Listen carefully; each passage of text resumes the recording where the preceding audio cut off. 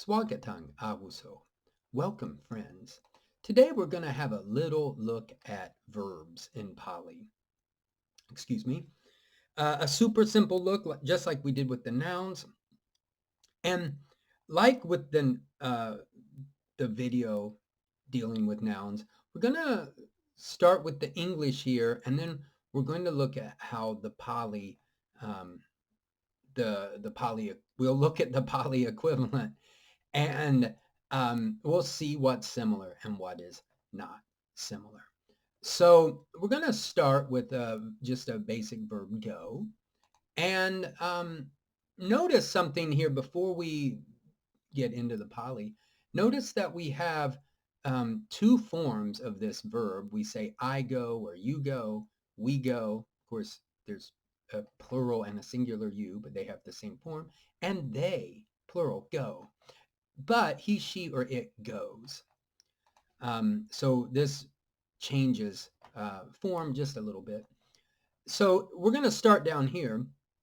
In English, we refer to this as the third person. Actually, the Indian grammarians referred to this as the first person. And this is what that verb looks like. Now, you might say, hey, why is there just one word here? And that's because this word, gachati, actually means he, she, or it goes. This is the goes part, or the go, and this little ending is telling us that it's he, she, or it. For instance, if we want to look at they go, it would be gachanti. This ending here telling us that it's the plural, more than one, they. Now, we'll just work our way up here. This one, gachasi, and if it's plural, let's see here. Let's try to do it right. Gachata. And then in the singular,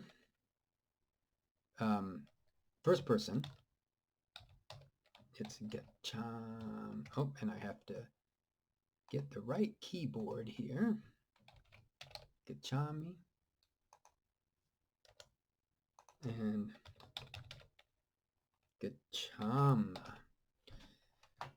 Now again, we don't have to use, in other words, in English we see this a pronoun and the verb. The idea of the pronoun is built into the verbs here, because if we notice, unlike our English word go, which has two forms, this has 6 different forms. So it's very clear which case we're talking about, which instance. Now, you can add other, we could say ahang gachami, or mayang gachama, twang gachasi, and so on and so forth, but you don't have to. So that's just something to keep in mind, that when we see verbs in Pali, that we just have to pay attention to the ending, and that's going to help us determine what's going on. Now, there, like I said, sometimes you will see the pronouns, or especially here in the third person, where this could also be a subject. This could be like the person goes. So you might see something like our other example, manuso gachati, or something like that. But in general, with verbs in Pali, we want to look at the endings here. Now, this is just the present tense. There are, of course, other tenses. There's a future and a past, aorist, and they're like conditional forms of the verb. And there's even something called an absolutive, which actually doesn't change form. And there's an infinitive, and we don't have to know all those words. Don't let them scare you. But I just want to say that, if you get this, then you can learn more about Pali verbs. I will have another video where we put the nouns and verbs together, and we'll see how they work.